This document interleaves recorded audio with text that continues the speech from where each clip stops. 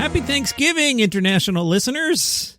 I assume I won't get too many downloads in the States today, so I saved up a bunch of international comedic story things for you all who are just celebrating Thursday.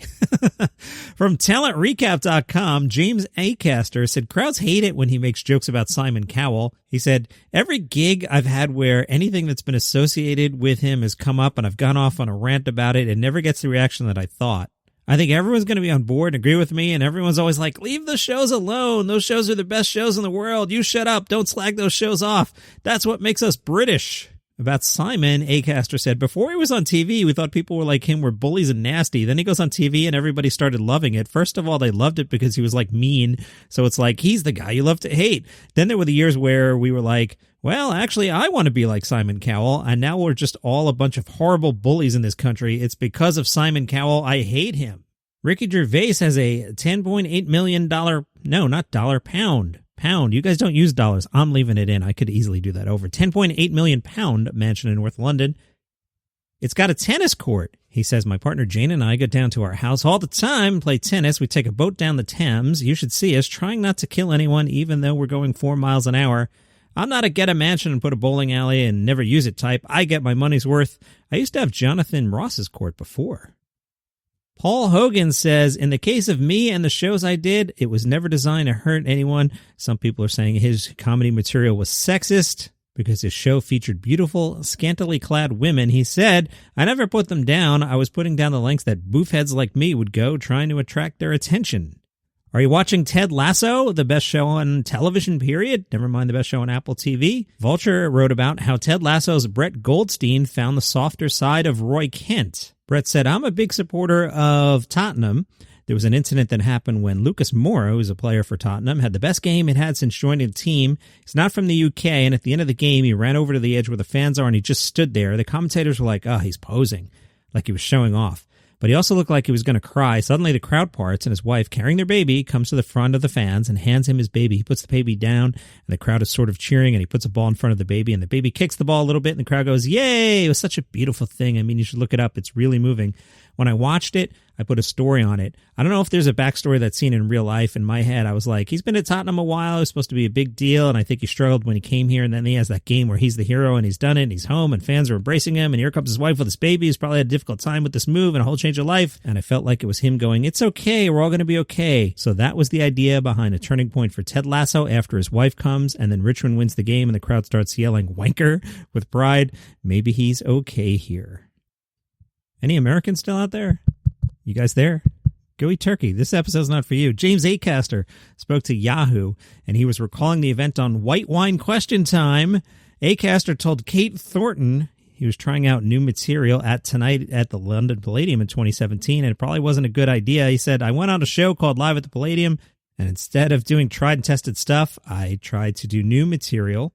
To make things worse, he had followed a part of the show where they made one viewer's greatest dream come true. That dream was a woman got a 10,000 pound check. I almost said dollars again. Stupid Yanks. He said they brought this big charity check and gave it to her. They said, what are you going to do with the money, Joan? And she said, I'm going to donate it to the Children's Hospital. Then they started crying, and then they brought me on with no buffer in between. They said, now welcome James Acaster, which is not how you do it. He said, my opening line, and I stand by this being funny, but I went on and said something like, oh, great, now I've got to follow that. Everyone's just seen the sweetest thing ever, and I got to be funny. Thanks very much, Joan. But nobody laughed at that. Sounds pretty funny. I knew in the moment that every decision I was making was the wrong decision, and I made it anyway. The Guardian spoke to some comedians about coronavirus and answered the question, should you joke about it? Stand-up Mark Watson said it's difficult because nobody wants to hear all about it because we're all permanently thinking about it anyway, and that feels stifling. It would be very, very weird not to acknowledge it at all when many comedy shows are taking place in car parks or pub gardens or out in the back of some aircraft carrier, which just intensifies the feeling that you need to address it. When comedian Phil Wong began giggling again as lockdown eased over this summer, he said he generally could not remember my material from pre-lockdown times. Jokes from that uncontagious era might have well has been written in Old English. Even those from earlier in the pandemic feel old hat now because the nature of the crisis keeps changing. And Chortle caught up with Rowan Atkinson. He answered a few questions about Mr. Bean. Hey, Rowan, what are your fondest memories from filming Mr. Bean? He said, I'm sorry to say that I find all filming stressful, but Mr. Bean filming especially so because of the burden of responsibility I feel to make it funny. Of course, you have support from other excellent actors, but whether the jokes work or not tends to be down to me, and that's stressful. However, I enjoy when it's over, and I can enjoy whatever success we have. If an audience finds it funny, then it's been worth it. Did you expect the longevity, Rowan? And he said, I always believed that Mr. Bean had a very good chance of being successful and having longevity, partly because the comedy is mainly visual and partly because Mr. Bean is essentially a child in a man's body across all races and cultures. The behavior of children tends to be the same and is so easily identified and laughed at. What's his favorite episode? Probably the Christmas episode. I also like the church sketch in the first ever episode. And were there any moments when he wanted Mr. Bean to speak? He said often, which is why he speaks a lot in the first Mr. Bean movie, Bean the Ultimate Disaster Movie. We felt that he had to talk more so that we could tell the story. He talks more in the latest cartoon episodes. I find the way he talks funny. They asked him about the biggest Bean fan base, and he said there was a very crazy video signing session in Amsterdam, Holland in the mid-90s. There were police on horseback trying to control the crowds, and I was bundled out of the back door of the store into a police car.